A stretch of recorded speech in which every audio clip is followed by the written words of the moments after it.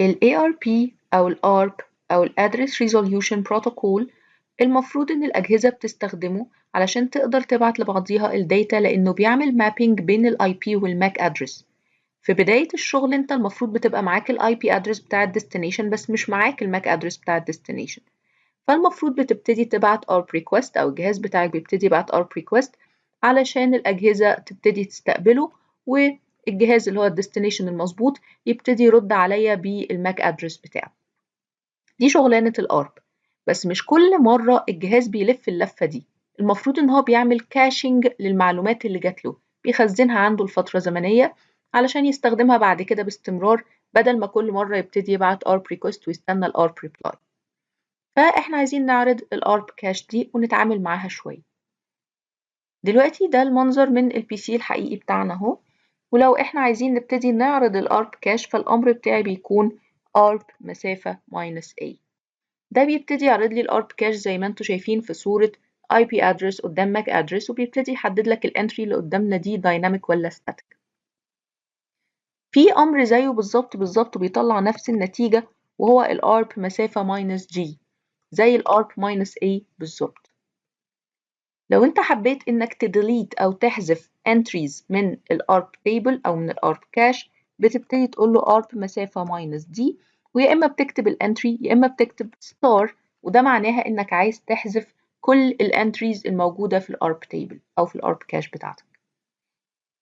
لو عايز تضيف entry في الارب كاش فالامر بتاعك بيكون arp مسافة -s وبتبتدي تكتب ال IP address اللي انت عايز تربطه او تكتبه بشكل static او تضيفه في الارب كاش مثلا وليكن ده ال IP address وبعدين تبتدي تضيف الماك ادرس اللي انت عايز تضيفه برضو في الارب كاش وليكن حاجة شبه كده مثلا بس نعمل فيه شوية تعديلات.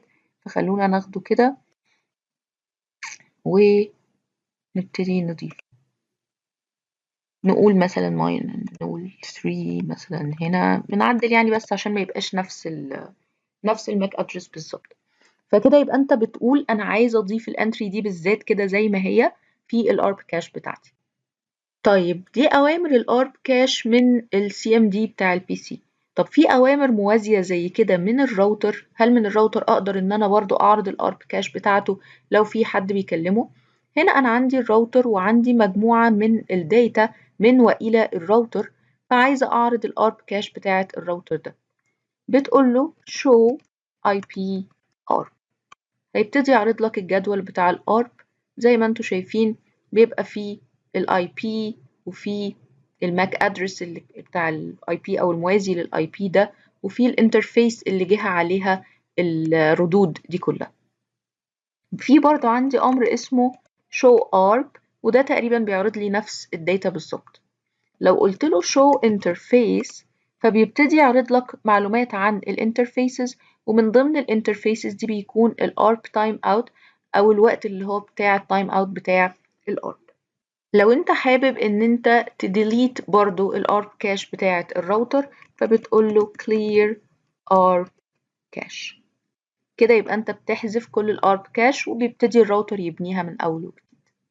حبيت أفكركم إن في دلوقتي خصم 50% على الكورسات الكاملة المسجلة. الكورسات الكاملة المسجلة يا جماعة مش هي فيديوهات اليوتيوب طبعا، دي فيديوهات كورس كامل مسجل كأنك حاضر معايا بالماتيريال بتاعته بالبرامج المستخدمة وكمان بتقدر لما تحل الامتحان بتاع الكورس تحصل على شهادة الكورس.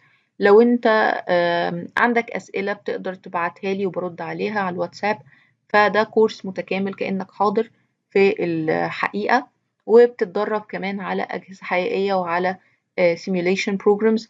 فالموضوع مفيد جدا إن شاء الله وتقدر تذاكر في الوقت اللي يعجبك فكله مميزات. أشوفكم المرة الجاية إن شاء الله.